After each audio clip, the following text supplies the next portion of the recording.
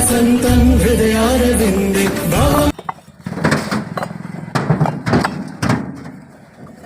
बोलो हर हर महादेव। 3 दिन के बाद बाबा भोलेनाथ का मंदिर का काम स्टार्ट हो जाएगा। जो भक्त इसमें जैसा भी सहयोग करना चाहे वो प्रभु के मंदिर में सहयोग कर सकता है। किसी से कोई जोर ज़बरदस्ती नहीं है। परमात्मा को जो धाएगा उसे आगे का भी जन्म दूसरा मिलेगा, क्योंकि सबसे बड़े हमारे त्रिलोकीनाथ महादेव ही हैं, जो पूरा संसार उन्होंने बनाया और हर सुख में ही सबका साथ देते हैं। मरने के बाद भी भस्म जो राख बन जाती है उसको भी अपने शरीर में धारण करते हैं। तो यहाँ पर ये ईंटें अब महादेव के मंदिर के लिए आई हुई हैं और भी मैं आपको दिखाऊंगा आगे। यहाँ के सागर हैं महादेव, और जितनी अगर उनकी गाथा गाई जाए उतनी कम है हमारे लिए। तो संसार की हमें पता नहीं, मगर इसमें महादेव के ऐसा कोई बचा होगा जो उनकी सेवा नहीं करता होगा। ये भी हमने कम से कम 5 साल पहले ही ईंटें मंगाई थी, हम अपने घर के लिए मंगाई थी, और अभी तक हमने अपना एक घर नहीं बना पाए, फिर भी हमने ये मंदिर के लिए इनको दे दी। ये भी हमने अपने मंदिर के लिए मंगाई थी, ये भी हमने मंदिर के दान में ही जैसा हम पे बना इसलिए हमने ये भी दी।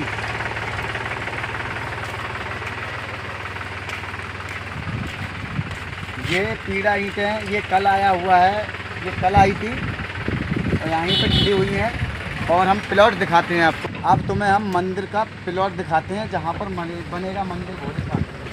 इधर होके थोड़े कीचड़ हुआ है वो है, और आगे दिखाते हैं आपको। यहाँ पर देखो, ये है प्रभु महादेव का यहाँ पर बनेगा मंदिर, और यहाँ पर ही बनेगा बाबा का जो दरबार। तो यहाँ पर परिक्रमा के लिए भी जगह बनेगी, हम पूरा आपके लिए दिखाते हैं। अंदर आ जाओ। ये यहाँ से लेकर कितनी लंबी इसकी दौड़ है, ये पूरी मंदिर के ही लिए है, यूँ मान के चलो। और जो भी भक्त आए वो सुरक्षित से यहाँ बैठ सके, और उसका जो इंसान भगवान के लिए करेगा उस पर भगवान आशीर्वाद रखते हैं। तो मैं आपको एक बात और बताता हूँ कि भगवान भोलेनाथ जो अगर उसको दान में मंदिर में जो देना चाहे, जैसा भी जिस पे बने, मैं ये नहीं कह रहा हूँ कि आप लोग पैसा ही दें, आपको जैसा बन जाए, ईंट भी दे सकते हैं, रोड़ी भी दे सकते हैं, बदरपुट भी दे सकते हैं, रेता भी दे सकते हैं, सरिया भी दे सकते हैं, अगर गेट देना चाहो तो गेट भी दे सकते हैं। जिस पे जैसा बाहर बाबा के लिए प्रतिमा हो वो ऐसा कर सकता है। किसी से कोई जोर ज़बरदस्ती नहीं है, किसी से कोई पैसे की मांग नहीं है, क्योंकि अभी तक हमने किसी से पैसे की मांग ही नहीं की है।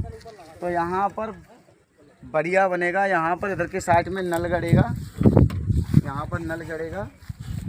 तो भैया भोले बाबा बहुत दयालु हैं। सबसे मेरी एक ही विनती है कि हमारी वीडियो में बने रहें और ये वीडियो आगे भी पहुँचाएँ, क्योंकि बाबा की प्रतिमा है जो 7 फीट की, तो भोले बाबा की प्रतिमा है माता पार्वती के साथ, और 5 फीट की शिवलिंग है, और 3 फीट का नादिया है, फीट के हिसाब से है। और यहाँ पर मंदिर तो जैसा भी बनेगा वो भगवान ही भोले बाबा जैसा बनवाएंगे, मगर जो उसमें प्रतिमा है वो देखने दिखाने लायक है। जो आदमी देखेगा एक बार को वो मोहित हो जाएगा, क्योंकि परमात्मा तो ऐसे हैं जो उनको मानता है उन्हीं को पता चलता है कि भोले बाबा कौन है, क्या नहीं है। क्योंकि मैंने उनको माना है तो मैं समझता हूँ मेरे भोले बाबा कैसे हैं। मेरे भोले बाबा को जो एक बार ढा लेता है वो कभी नहीं भूलता। जैसे मैं अभी तक 15 साल से मेरे बाबा को इस तरह से ढा रहा हूँ कि मैं जब तक उनकी आराधना नहीं कर लेता, जब तक मुझे चैन नहीं मिलता है भैया, तो मैं सबसे यही कहता हूँ कि भैया मेरे बाबा को 3 टाइम आराधना करके तो देखो, दवा गोली भी नहीं खा सकते आप लोग, क्योंकि भगवान भोलेनाथ सब चीज़ों में हैं। तो भैया मेरी सबसे यही विनती है, जिस पे जैसा बन जाए मेरे बाबा भोलेनाथ के लिए आप दे सकते हो। और यहाँ पर काम स्टार्ट होने वाला है, 4 दिन में काम स्टार्ट हो जाएगा। मैंने अभी आपको दिखाया भी था पूरा, और इस वीडियो में बने रहें और इस वीडियो को भेजें आगे भी। और भैया किसी को अगर हमारी गलत बात लग रही हो तो भैया हमें कोई फ़र्क नहीं गिरता है।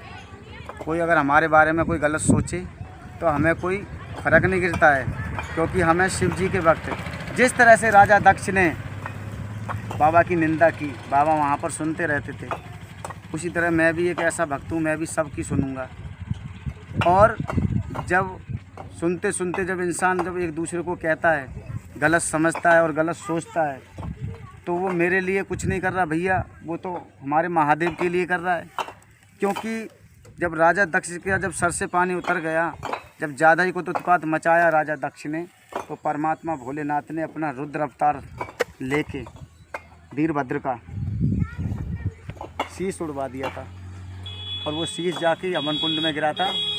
और फिर उसकी पत्नी ने बाबा भोलेनाथ से गुजारिश की, तो बाबा भोलेनाथ कितने दयालु, तुरंत ही बकरे का शीश लगा दिया था, पुनर्जीवित कर दिया।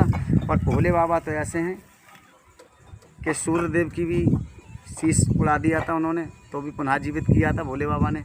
क्योंकि भोले बाबा तो इतने दयालु देव हैं, जिससे प्रसन्न हो जाएं तो सब कुछ दे सकते हैं। और जो उनको भक्त को सताता है, जो उनके भक्त को सताता है, तो तुम जानते हो कि शिव जी ने तीसरा नेत्र खोलकर कामदेव को भी जला दिया था। इसी तरह से मैं कहता हूँ भैया, भगवान भोलेनाथ की निंदा कोई कर नहीं सकता, और उनके भक्त की भी निंदा मत करो। क्योंकि जो उनके भक्त की निंदा करेगा तो भगवान भोलेनाथ की भी निंदा होती है। क्यों? क्योंकि ब्रह्मा विष्णु ने भी ये कहा था कि प्रभु हम तुम्हारी निंदा नहीं कर सकते। क्योंकि पार्वती की जब शादी हुई थी, तब एक जगह वहाँ पर निंदा करने की एक वो आया था, तभी शादी संपन्न होती। तब ब्रह्मा से कहा कि आप उनकी निंदा करो। शिव की, अरे नहीं मैं क्यों करूँगा निंदा।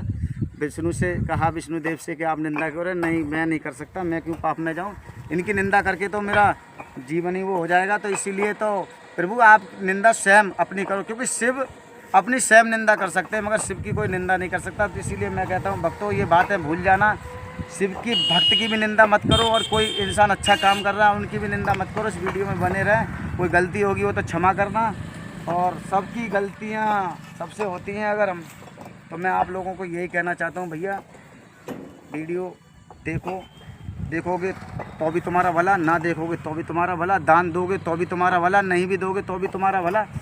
जिसको जैसा भी लगे वो कर सकता है, किसी से कोई जोर जबरदस्ती नहीं। हर हर महादेव। हर हर।